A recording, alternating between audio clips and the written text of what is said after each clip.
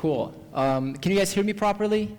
I see you guys are kind of all over the place, so I'm not sure. But one fact, last week I was trying to figure out how can I be more productive, and I was looking at maybe like sleeping less, and that's a stupid idea. But I also checked the usage time. You know the thing that nobody wants to look at in your phone and tells you how much phone activity you have and what specifically? I checked that, and it had like 7 hours a day. So I decided that sleep is not where I should look first.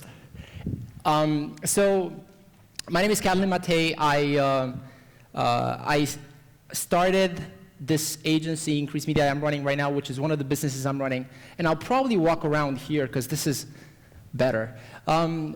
Is it good for your camera? Is it fine? Cool. So I started an agency that I'm running right now at about 15 years old, so it's been about maybe 8 years. Never had a job before, never had anything close to resemblance of marketing. Later been to university for marketing, but didn't quite learn any practical things that I use, which is quite funny, that I paid so much money for that and didn't quite apply anything. Who can say the same thing about their university? Okay. And that's an interesting thing because when you pay $129 for a pair of Nikes and you don't like them, you return them and you give them some really nice words back. But when you pay $50,000 for university, we don't quite say anything. I don't know. That's a lot of Nikes. Or shoes, whatever you like. So I read my first book when I was 15 years old. I was hooked. It was a psychology book, personal development. I was never interested about anything in my life until that point. And let me actually do this. Well, that's kind of narcissistic. Now I'm looking at it. It's like me again. So until about 15 years old, I didn't quite read anything. I was not interested in school, not interested in learning, not interested in all those things. And at 15, I saw this movie, and somebody recommended me this book. And of course, I was cool, so it took me like maybe 2 weeks to start reading that book that he was referencing to me. And for the first time in my life, reading that book, I think it was Blink by Malcolm Gladwell. If any of you read that book or know the author. And it hooked me. I was never interested in anything until that point. I was curious. So I read about maybe 100 books in that first year, from 15 to 16. I think the number is 92, but in my mind I keep saying 100 because it sounds cooler, and especially in contrast with 0, it's pretty cool. How many of you guys are like massive readers? You read a lot right now. Okay, how many of you guys hate books? Like, someone in the back. Like, really, I want to see you guys. Isn't it like, do you guys prefer like audio or something? Who prefers like audio? Okay, cool. So I hated books. Didn't know why, but I just hated them. Probably because they were stuffed up down my throat by school. And I read about 100 books, and after enough psychology and Tony Robbins and all this stuff, I felt I had quite a good amount of things in my head, but not that many things around me. My father had a big business with about 300 people in constructing, so nothing to do with marketing. He builds buildings and makes 7% before taxes.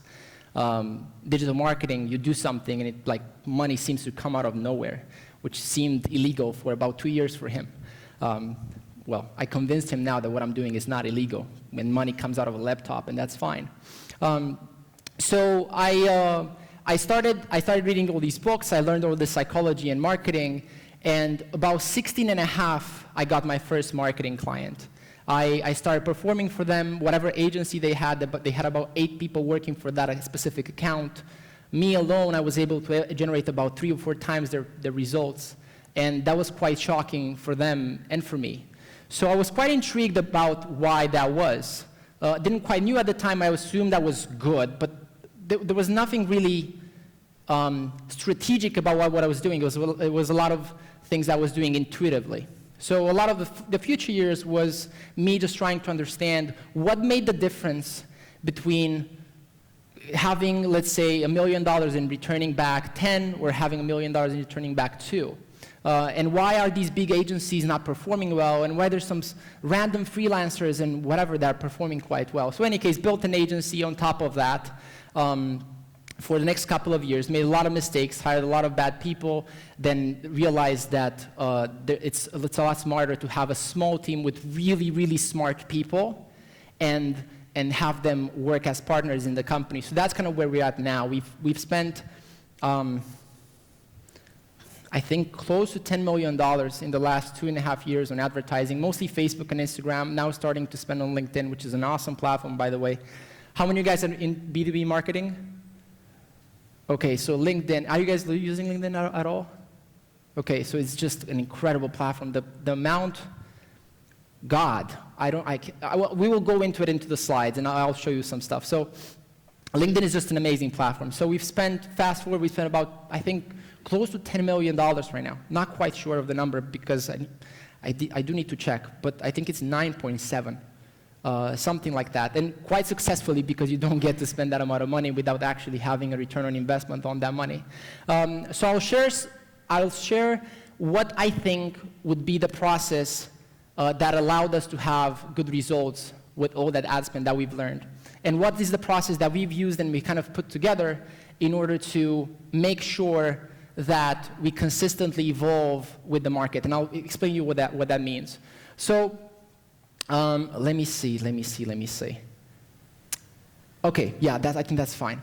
So this is, you guys can take a screenshot of that. I noticed a lot of people in my previous talks, they want to take pictures of the slides. So if you want to note this down, this is the slides, is directly to the Google Doc, and you'll be able to see all the stuff. It's about 40, 50 slides. I think we'll be able to get to it fairly quickly, and I'd love to do at least 15 minutes of Q&A at the end and talk about your specific questions and whatnot, and what you guys have in mind and challenges and so on.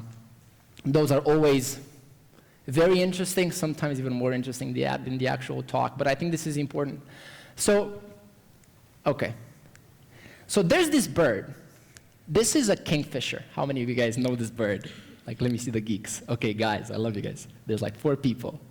I was talking with some biologists, and like, I didn't know I was talking with biologists. I asked them, like, who knows the kingfishers? Like, everybody, like, what's this group? What's going on? So this is a kingfisher. This is a bird that in order to eat has that beak that it goes into the water, makes almost no splashes into the water, and that's the way it catches prey. That's the way it catches fish. Now, in 1989, in Japan, the Japanese government created this train. Now, it didn't look like this at the beginning. The way it looked like, it was quite different. But they had this crazy innovation that they were able to have this train go about 230 miles per hour, 220 miles per hour, which was incredibly fast for that time, still incredibly fast for this time. And the problem was when the train was going out of a tunnel, it made the sonic boom, because when you go into the tunnel, there's not a lot of air around, and the air keeps being pressed, and when it gets out of the tunnel, it makes a boom. Right? And in residential areas, that was a big problem. So the engineers were kind of frustrated. We just invented this train. It's just freaking fast. Give us the freaking raise, right? But it didn't work because it made this sonic boom. Now, how do these two things relate together? And how do these two things relate to marketing? This guy is, how many of you know who this guy is? Okay, cool. This is Charles Darwin. Looks kind of cool for 1800s. This is pre-Instagram, pre-filters, nothing, just cool guy. So he put together, didn't quite invent, but put together this evolutionary theory that that a lot of science now uses as a foundational process out of which we as human beings developed, and also how nature works and filters things. And why is this important? Well, what they did was, when they had the challenge with the train, I think there was a team of about 50 to 70 engineers or something like that were working really hard at figuring this stuff out, because they had the speed, but they had this problem. So they couldn't figure it out. But this guy was bird watcher, which was kind of a cool thing to be when you're an engineer. And what he did, what is now called biomimicry. He looked at nature, in this case the kingfisher, and realize that if they mimic the beak of the kingfisher that makes no splash in the water when it catches prey, they might be able to solve the problem. And they kind of combine the kingfisher's beak with something from penguins, with some other stuff, which I'm not going to go into, but this is most of the solution that they came up with, and it worked. There was no boom at the end of the tunnel. Now, that's kind of creepy and cool, right? And the reasoning behind biomimicry, generally speaking, is that if you're facing a problem, and we're all, like if you take it at a level of abstraction, we're all facing a problem at any given point. In marketing, right? Your goal, what is your goal? To get more clients. How many of you are an agency? Okay, cool. How many, okay, brands or companies or e-commerce or whatnot? Cool, that's a few. Okay. Most of the time in your business, your goal is either revenue or profit or getting more market share or getting more clients, right? So that's your goal. Now, what's your beak? Is your train making a sonic boom when you get out? Is everybody running away from your marketing pitch? And let me explain more what that means. The way current marketing right now it's done is the following way. Evolution works in the following way. You have an environment, and then you have an organism. And what the organism does is it interacts with the environment, it acts, and it receives feedback from it, and then it adjusts in about 100,000 years, right? Or 10,000 years or 50,000 years. So the way our marketing is done right now, and from my analysis of consulting with some big companies and doing like tremendous amount of detail-oriented work that's just annoying, I just came out of a consulting gig, and there was so much stuff that was bad that I thought about recommending to them to start a new company. Because it was like, you know your headsets, like those old iPhone headsets when you get them out of your pocket and they're like all entangled? You're like, I'll just buy new ones. That's exactly how I felt. So the way I see a lot of marketing happening right now from our current analysis and the way the clients we've been working with and the consulting we've done and all these things is that if you look at marketing as an organism, at your business as an organism, and it all makes sense in a second, we had an environment, let's say in 1950s, in 1970s, in 1990s.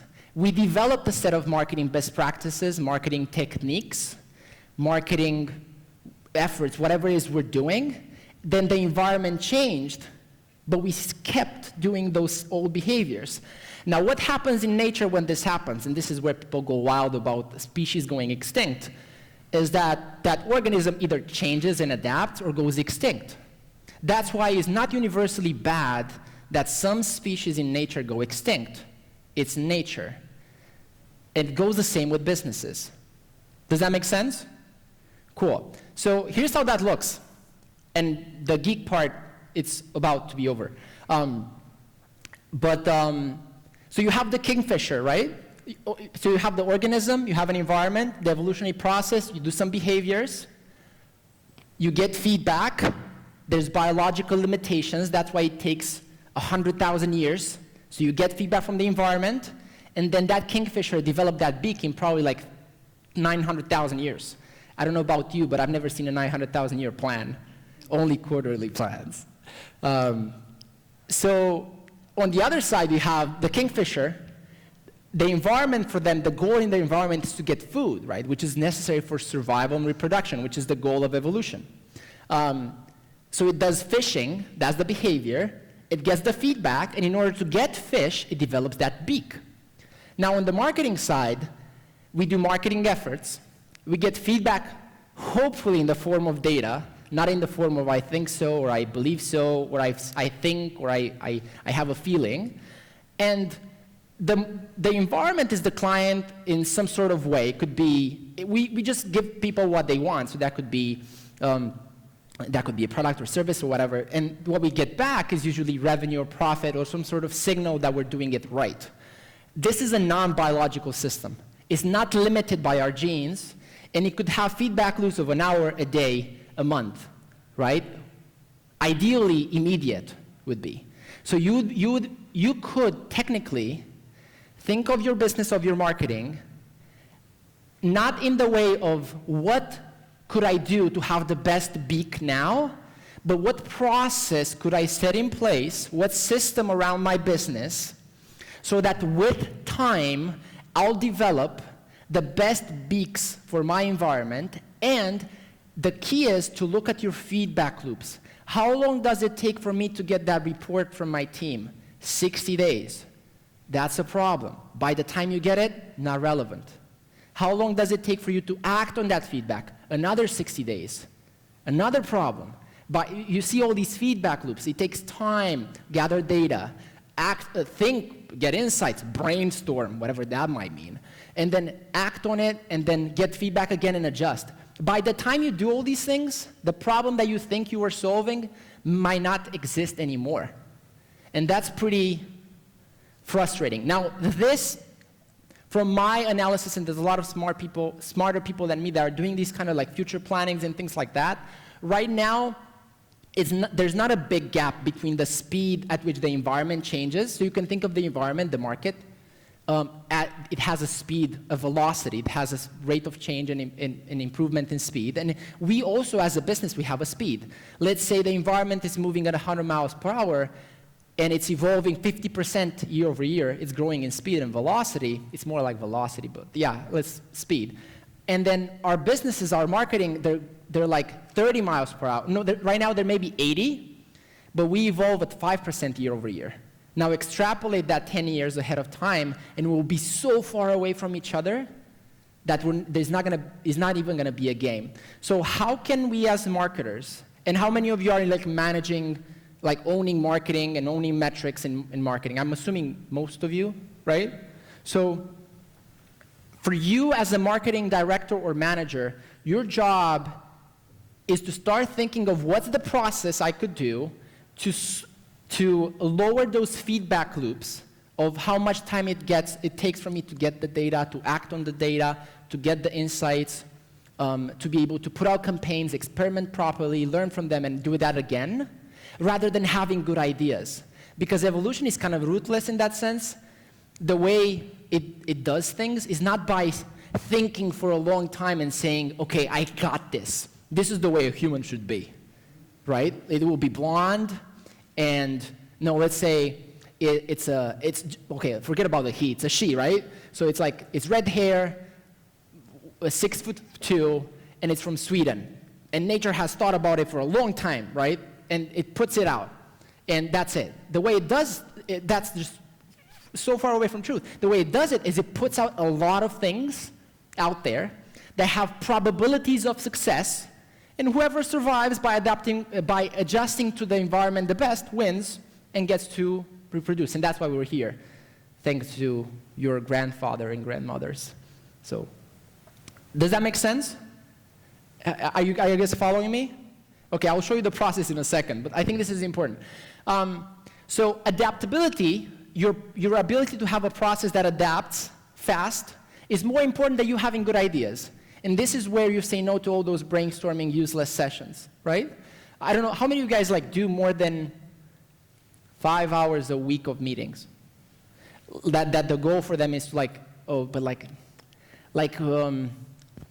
let's do meetings in general, more than 5 hours. Cool. How many of those are like brainstorming stuff? Not a lot? What are you guys doing? That's cool. Okay, so generally speaking, people put a lot of emphasis on having great ideas. This puts the emphasis on having a great process that adapts, rather than, and knowing and having a filter for those, right? The same way when you're, let's say, in the gold rush, right?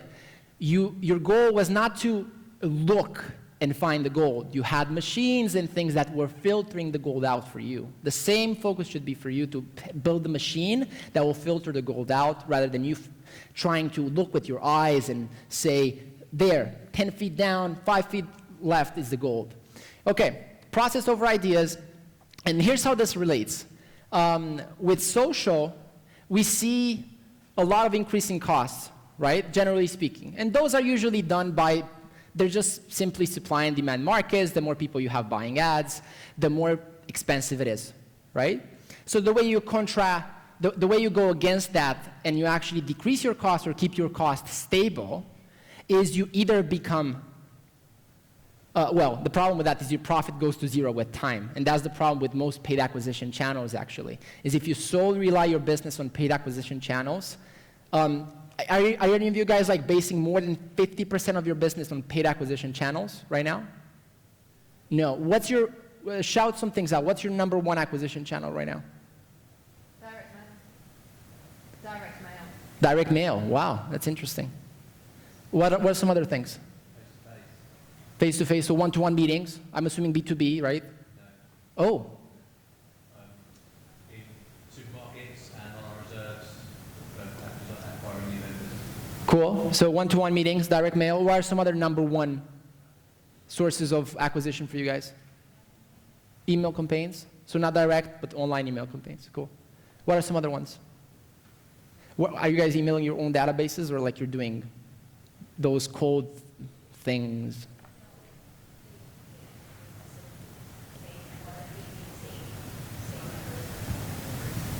Okay. Whose #1 acquisition channel is social right now?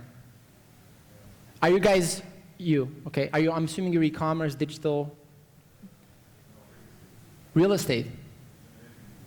Cool. Yeah, that's gold. Cool. Is your guys' goal to transition and add social to your marketing mix? I'm trying to, what would be your goal? Let's say you, and you, what would be your goal? Is your goal to make what you're doing better? Is your goal to add more marketing channels? What would be the thing that you're trying to do? Increase conversions from current, or?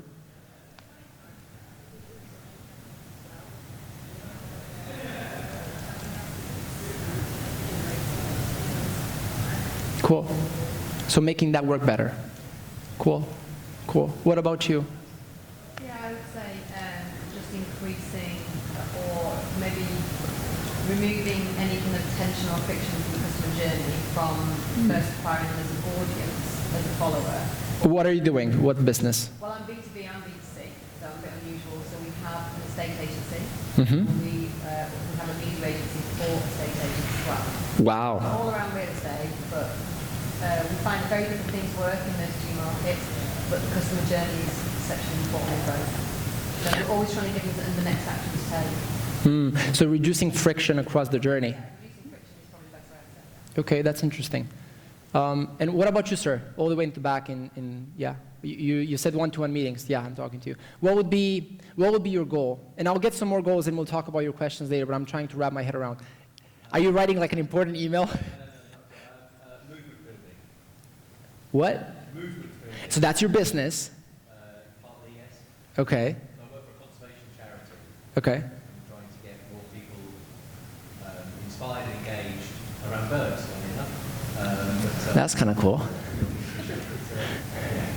Cool. And so in terms of marketing, what would be your #1 goal right now at this conference, let's say? Would it be to make more use of what you're doing currently, or to add more marketing channels? More to do. Cool. Okay. So here's what I'll do. Is there a lot of people in real estate right here? Maybe I talk with like, yeah, I talk with like the only 2 people in real estate. Cool. So I'll skim through the process. You guys will have the slides. And let's talk about some questions for like 20 minutes at the end. Because I think it would be more relevant to talk about what you guys need specifically. But this is a good thing that you can give to your marketing manager, or you as a marketing manager could use, or you as an agency, whatever you are, could actually start implementing. And in the world of product and SaaS, they got this down to like such a science, it's annoying.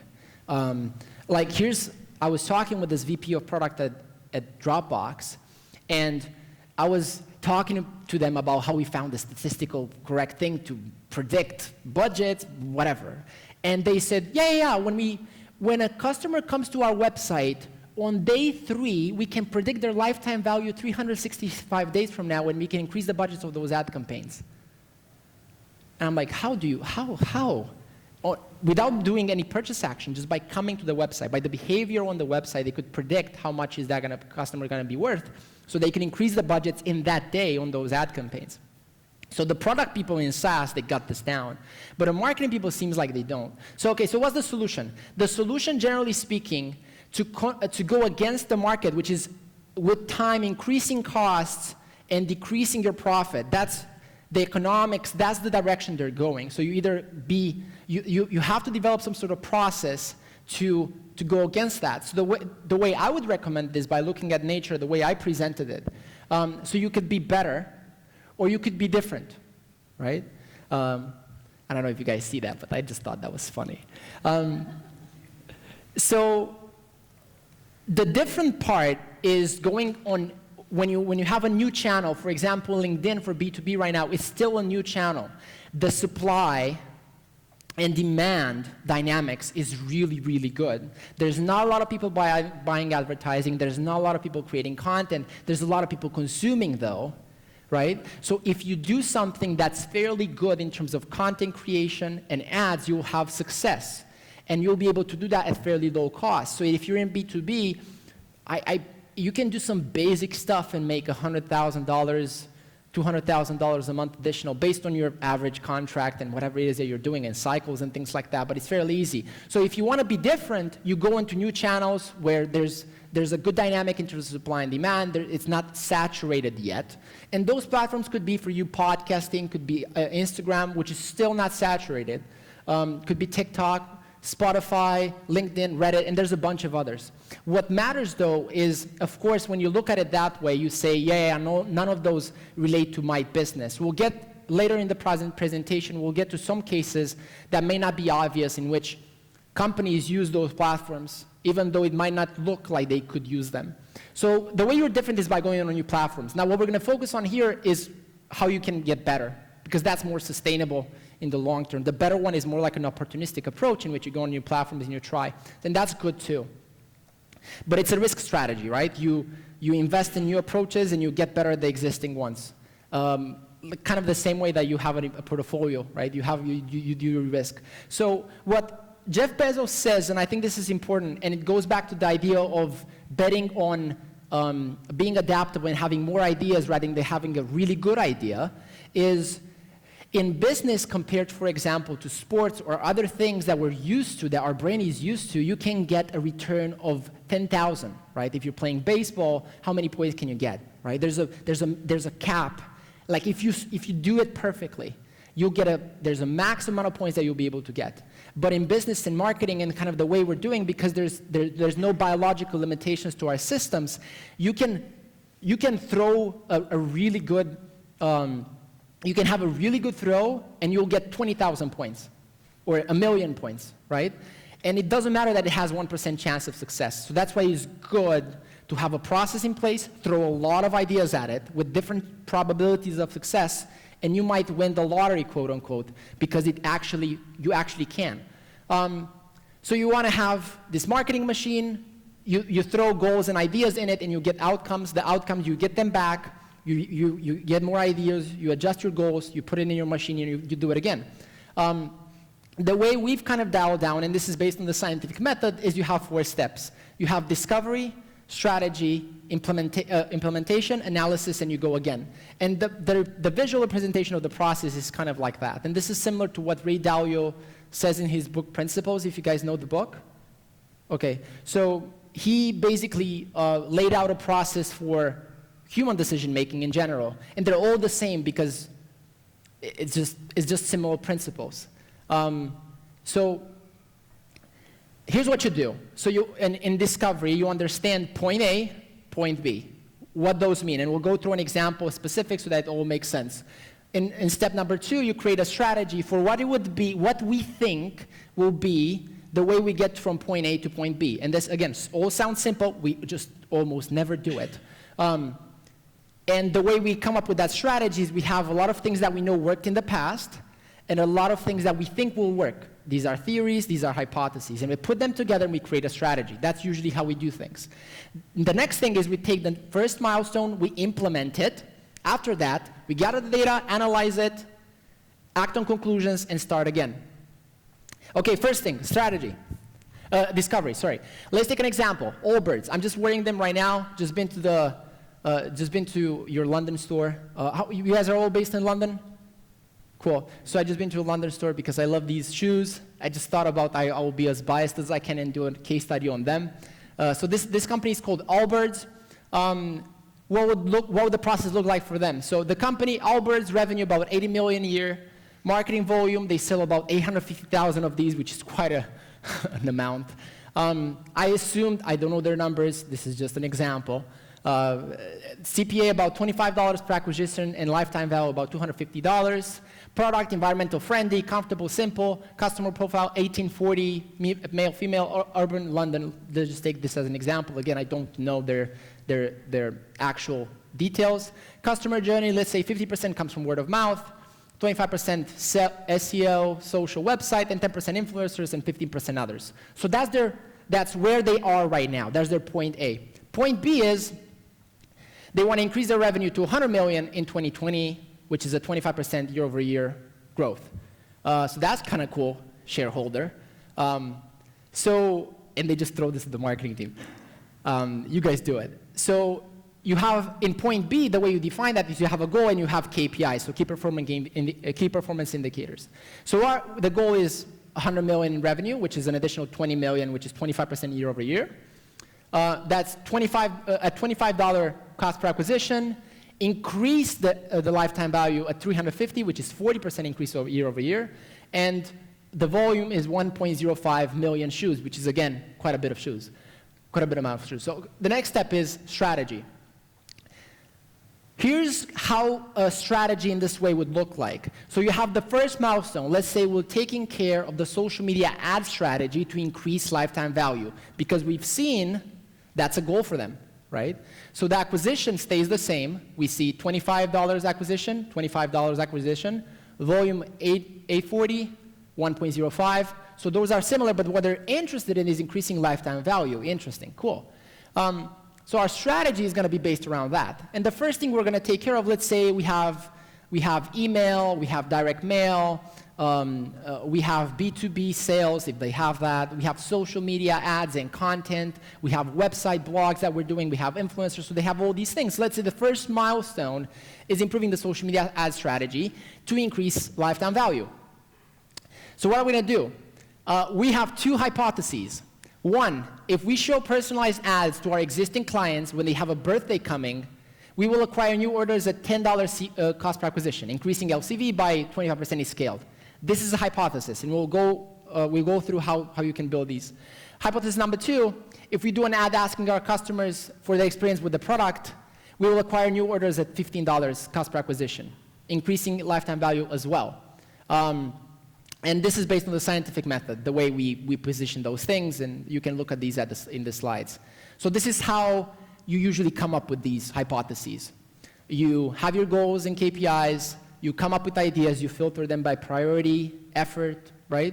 And then you decide on which one you're going to act on based on your risk appetite. So if you have, let's say, if you're overperforming, you're more inclined to do a lot of things that you don't know that will work. You will have more risk in order to find out what works and what not, okay? What doesn't. But if you have something that's not working, you're more inclined to do things that work, therefore bringing you the appropriate amount of return, because you cannot get a disproportionate amount of return with no risk. So based on where you're at with the company and the goals that you have, how ambitious, how hard they are, you'll be able to decide on what risk appetite you'll have in your strategy. The way you usually do this is by pulling data, backlogs, all these things together, filtering them, and structuring hypotheses in a, if I do this to target audience or other variables, then this will happen structure. And that's very, very important. Should I stay here? Okay, cool. So these are all the variables that you can put in your hypotheses. So you can put, if I do this type of message, if I do this type of video, if I try this channel, if I try this placement, if I try this budget, if I try this optimization strategy, what will happen?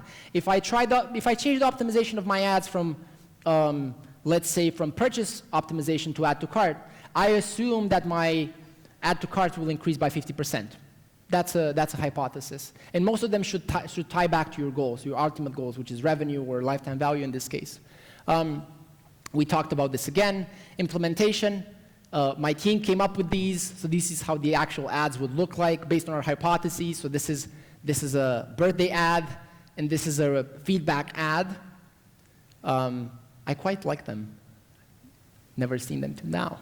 And then you would analyze what you would get after implementing those ad campaigns, right? And this would work with a one-to-one meeting. This would work with an email. This would work with anything. You can abstract the process and use it with anything you want. If I try this in a one-to-one meeting, if I try this subject line, my click rate will increase by this percentage, and that will mean more customers. That's a hypothesis. If I use, and you can do a lot of studies with this. For example, we have this agency that we're collaborating for email stuff, and they found that if you use a lot of fear in your emails, your immediate 3 to 6 months revenue grows by about 50%, but then you burn those customers and you lose lifetime value of the customers. So that's interesting, right? Because in the short term, you say, if you put a subject line to your email that says something that should scare them or whatever, you could say your mom died. Everybody will open that email, right? But then you lose 100% of the respect when they open it and find out that you're tricking with them. So there's a lot of things that you can study in this way, and they're actually quite interesting. So let's say in a hypothetical case that we found out that the first hypothesis we had $12 CPA, which is good. We add that to our archive of best practices, to the things that we know work. These are our theories now. The same way a scientist has papers, we have best practices with theories that are proven. In our specific case, not from some blog. We know that this works for us. So we add what worked, we add the hypothesis. If we show personalized ad to this audience, this will happen. We add it to our best practices, and then we build on top of that. And if you think about that, that will prove massively powerful in the future. And then hypothesis number 2, in this case, let's say it didn't work, we add that to the archive of things that didn't work. So that after us, when the new marketing manager comes or the new CEO comes or whatever, they will not repeat the same mistakes and waste resources, right? And actually, the second component, the archive stuff, you have to allow your company to be open about failure, and you have to bake this into your process, otherwise nobody will do it. Nobody wants to talk about their failures, but there's a bigger percentage of failures at the beginning. This is how that works. You take the data, sorry, there's a mistake on this, and you add what worked to the best practices, you add what didn't work to non-best practices, your archive, and you also improve your processes and your workflows. And this is just a logical framework, because the actual technical process is much more complicated, but you can get the job done just by using this logical framework. You don't need the actual experimentation platform, which would be good if you have it. Some theories, fast forward, and then we'll do questions. How much time do I have? Sir? 15. Okay, so I'll do 5 minutes with this, and then we'll do questions. Some theories that we've seen work. Most of the stuff that we do is personal branding and e-commerce. So we work with entrepreneurs, authors, and executives most of the time, not on the entertainment side. And we help them with their brand and also with their companies, right? But and also do some e-commerce and SaaS. But one theory that we've kept proving over and over that it works is that there's this huge wave of marketing centered around the person, not around the company. And this makes sense at so many levels, but you can look at a lot of examples from Elon Musk to Richard Branson to this guy on the right, who you can Google, and you can see why I put him next to these guys. But you can see they are at the center, and they're the companies connected. They're connected with them. It's not the companies and then Elon Musk. It's Elon Musk and then the companies. And that makes a huge, huge difference. And it's a huge shift of change, a shift of mindset compared to the previous 30, 40, 50 years, when nobody knew who the CEO of Pepsi was. So that's one hypothesis. We see personal branding as a huge, huge, huge component of anything that you might do in the future. B2B, B2C, it doesn't matter. And also as an employee, entrepreneur, whatever you are, it's actually very valuable. It increases your salary because it makes your employer scared. You might leave, which is quite funny, actually, to see that it works. One other thing, it doesn't matter what industry you're in. The personal branding stuff works. For example, I hear a lot of people, but if I need like 1.2 million followers. There's not a lot of people in my market, I can't have 1.2 million. And that's just not true. I actually know this girl personally. There's this influencer that you can look it up. And she has 2.6 million followers. She couldn't sell 30 t-shirts. She couldn't sell 30 t-shirts with 2.6 million followers. So what is this thing that everybody keeps talking about, follower count, but in fact, influence has nothing to do with that. You can have 1,000 followers and sell $1 million worth of stuff. You can have 2.6 and not sell 30 t-shirts. So the goal that we're optimizing for, most of us consciously, subconsciously, if you're doing that, if you're not, that's good for you, is not real, is a vanity metric that doesn't matter. We should go for depth. And it doesn't, you can have 3,000 followers and that's called a personal brand, and you can have influence in your marketplace.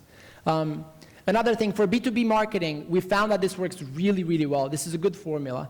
You can start a podcast, for those of you who need B2B. I've seen there's like at least 7 or 8. So you can start a podcast, invite top people in your space. They're going to say yes only because it's an ego play at the beginning. If I invite you to speak, you might ask me how many downloads a month I have, but you might say yes anyways, because if I ask you to speak, it means you're actually really smart, so you will say yes. And most people are like that. This is just human nature. So it works. You don't need to have any downloads a month at the beginning. And let's say if you sell to VP of product or VP of marketing, you can have a podcast on VP of marketing, or you can have even more specific, VP of marketing in health, whatever. It doesn't matter. What will happen though is their friends will see it, you'll get more prospects to see it, and you can have 39 downloads a month, and they'll be your target customers. So I won't use it as a let's compete with Joe Rogan play. I would use it as a let's do something that has influence play. Connect that with LinkedIn, posting on LinkedIn content, and I wouldn't say ads just yet, because you can have so much organic reach with just LinkedIn as well, and then connecting that with your business development, right? So having your prospect list, adding them on LinkedIn, creating content around them, messaging them, all that stuff, which a lot of people do well, and inviting them on the podcast. And if you do this, God, it's just like unbelievable how it works. So that's a good B2B theory that we've tested, and it works fairly well. We've tested about 12 to 13 situations, and it worked with about 85% accuracy, 85% of the cases. One example of this is Treehouse. They have like podcasts for like the smallest things, like VP of Engineering podcast. Like nobody listens to it, but their target market listens to it. This is a comedian doing LinkedIn, so that's something you wouldn't think that would work. That's a machine learning guy, so that's more on the lines. Another great theory, messenger lists, like those bots that you see on Messenger, they work really, really well, and their open rates are like email 2002. So whatever it is you're doing, for example, if you have an email list, that might be a good thing to try, getting those people on Messenger, if that's something suitable for you. The way we've built these messenger lists is by having some sort of reason for people to sign up on Messenger on a place on your website where they come anyways. For example, if I sign up for a free thing on your website, and there's like a bunch, if I sign up for a free thing on your website, on the thank you page you might say, hey, press this button and you will get it on Messenger, or press this button and sign up on Messenger for notifications. You can do this on orders, right? If you're doing e-commerce and you're sending people stuff, right? So just find a place where on your website people are coming to anyways for free stuff or paid stuff. Have a way to get them to Messenger there. Just Google ManyChat and whatever, and you can find how you do that. And just start building your Messenger list, because it's just a valuable, valuable asset. And like 15% click-through rates, I haven't seen that ever. I don't know about you guys. Do you guys see that, 15%? That's just unbelievable. Like you could call, what I would think it would happen is that there's going to be these gurus, like these messenger gurus, like, hey, here's me, 15%. This is nothing we're doing. This is just different. It's not better. This is something that our agency does that's different. It's not that we're doing some extraordinary stuff. We're just emailing those people. Thank you so much, sir. 10 minutes. Okay, another theory, and I'll wrap up, and then we'll go into some questions. I'd love to talk about what you guys are up to. So a lot of these theories are high level. They're not micro level, like if you do a 1-minute video, this will happen, whatever. Those matter too, but those are too industry and case specific for me to tell them to you now. So I'm telling you some high level theories that we've tested. One that we've seen work fairly well from our own experiments and analysis is this thing that we coined we didn't coin, but we're naming it human marketing. So whatever it is you're doing, think about it in the most human way possible. How would you speak to that person in an ad if they were in front of you? How would you speak to that in that email with a person the same way that they would be in front of you? And there's this whole thing right now called conversational marketing. Do you guys know what that is? Conversational marketing? Do you guys know drift.com? If you're in B2B, you should use drift.com, by the way.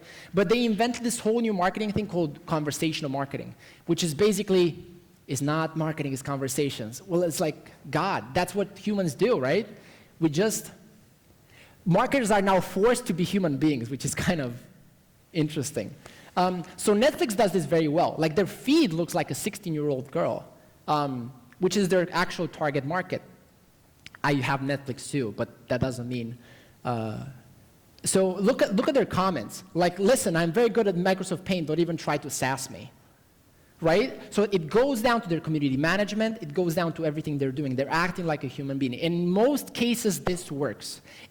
Like if you're doing, I don't know, there might be some cases, like if you're selling nuclear bombs, like if you're doing something like that, like you should not joke around, but because that would be kind of weird for your clients. But in most cases, it's a generally applicable theory that works. You should turn your marketing you should imagine you're speaking to a person and then transcribe that person into an actual copy in an ad, in whatever it is you're doing, and it will work. It's just funny.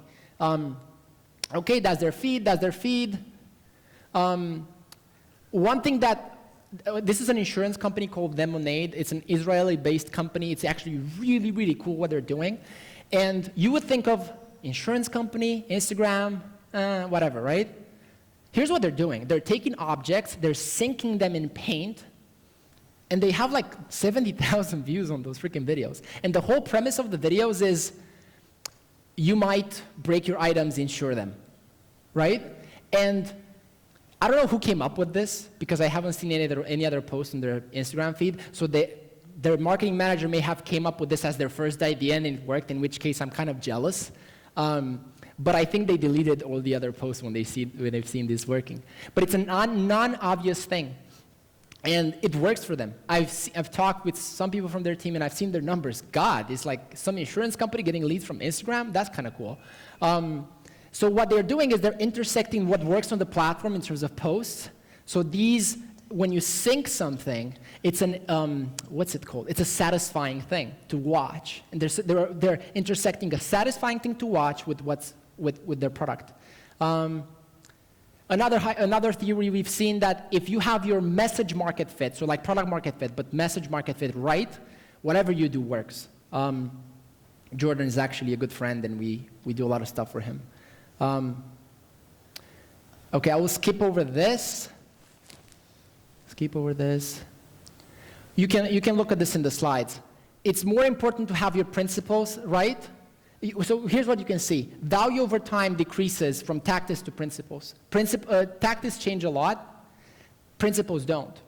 So if you don't have your principles correct, which is the way humans act and things like that, whatever you do after that doesn't matter. What most people do is they focus on tactics because that's what actually people see. When you put up an ad, it's a tactic. But if it's not based on good strategies and good principles, it won't work. And the speed of change, it's actually inverse, right? So, and the value over time, it's opposite to that. So this is a cool thing. Okay, this is me. Let's do questions for 7 minutes that we have. I'd love to talk about some questions. I hope this was useful. Evolutionary process. This is an evolutionary process that you guys could take as a logical framework and start applying into your marketing, a way to think about it. 4 steps: discovery strategy, execution analysis, start implementing into your business, and try to think of this as a way for your business to be that kingfisher. It's really, really important. Otherwise, you and the business will lag behind so far, and after that happens for a long time, it usually goes out of business, which is the extinct, right, thing. So if I left you with one thing, would be that. Start thinking of your marketing in that way, and start putting a lot more focus into a process that will have short feedback loops of learning, and stop focusing on other things, and that will reap a lot of rewards for you. So that's it. Let's do some questions. Was this helpful at all? Cool. There's some specific questions you guys have, and this is my details if you want to contact me with anything. But yeah, 5 minutes. Yes, we'll go a little bit over 2 minutes if it's fine. Yes. Sorry, I'm just kidding. Yes. Sorry. Can you talk that's more cool. about messenger marketing and chatbots, something we really want to get into, but we're a bit confused by? We've got ManyChat, so we are starting to build What are you subscribers. confused about? By? Just really sort of the strategies behind it, the basic principles, good practice. So I would say a couple of best practices. Best practices in theory for me, because I'm a geek, so that's just is. So I would say a couple of things. Take your email strategy, make it shorter, more conversational, put it in Messenger. That's it. So just think about, you guys everybody's texting.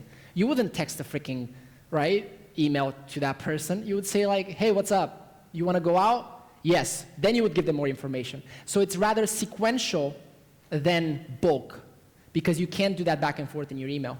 So does that make sense? So if you want to use Messenger, and if you have an email strategy, and everybody most of the time has an email strategy, so you can take your email strategy, make it a lot shorter, more conversational, like, hey, how are you type of thing, and try to think it in sequential ways. So ask people a question. Hey, what would be your number one goal, number one priority as a person right now? Whatever, I don't know. Making more money, increasing profitability, blah, blah, blah, blah, blah. Cool, here's an article. And after that, hey, did you have time to read it? Here's a consultation. Whatever it is you're doing, I don't know, right? So I would take the email, take the same content, don't change it, doesn't matter. Make it shorter, sequential, think of it in conversations back and forth, and make it, conversational, shorter, yes.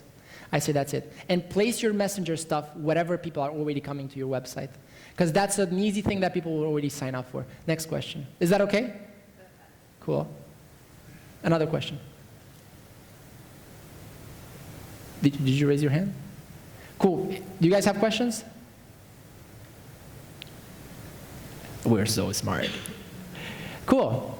I'm curious, what are some of the, who's having like really good success with social right now? Like really good success? Who? Are you guys using social right now? God, what's going on? I don't quite get what's going on right now. What are you guys doing?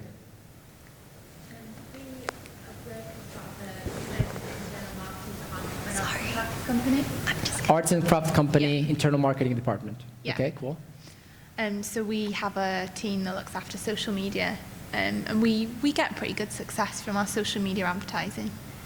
So you are the marketing managers and you have a team, creative, all that stuff. Yeah. Yeah. Cool. Cool. So are you guys based here in the UK? No, North Wales. Okay, cool. Cool. And why do you think you have success with social media right now?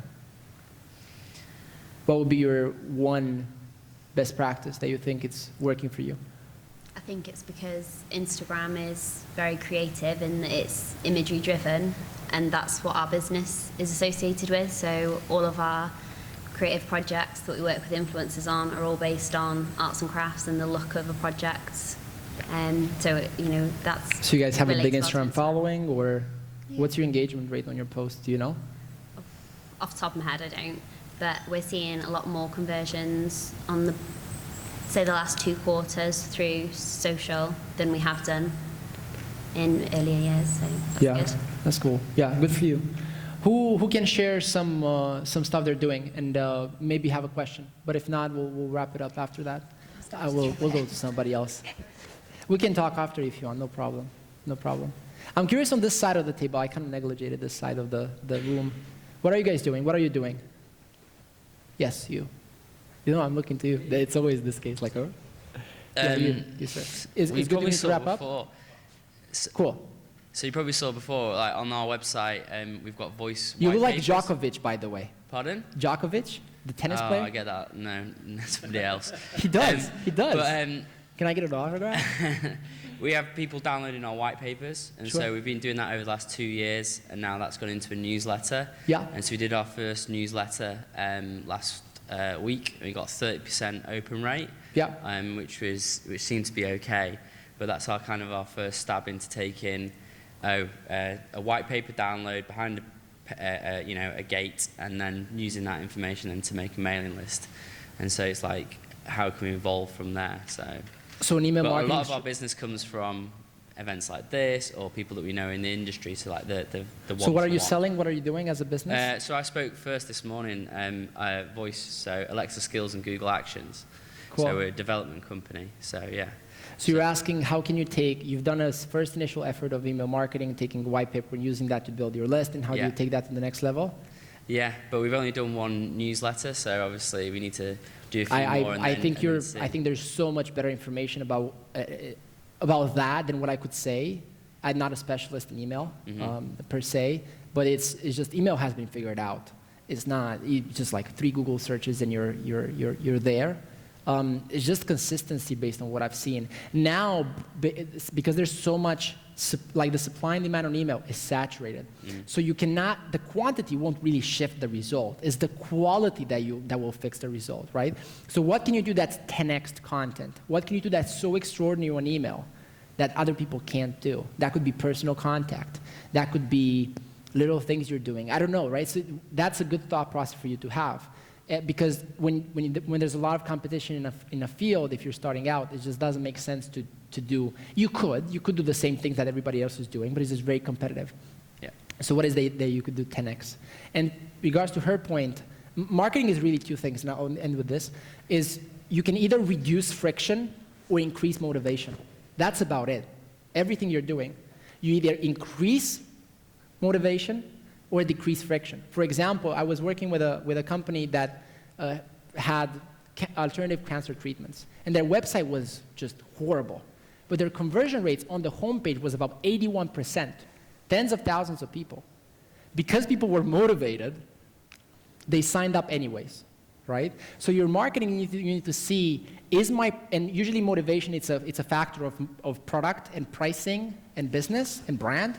And then whatever it is you have, your funnel is where you can decrease friction. You can make your product, your experience better for your customer, less friction, improve it like that. So in any case, I hope that was useful. And you guys can reach me if you have any questions or anything like that. And I'm sorry if I didn't go over time, but thank you guys so much. You guys have a great day. Okay, cool.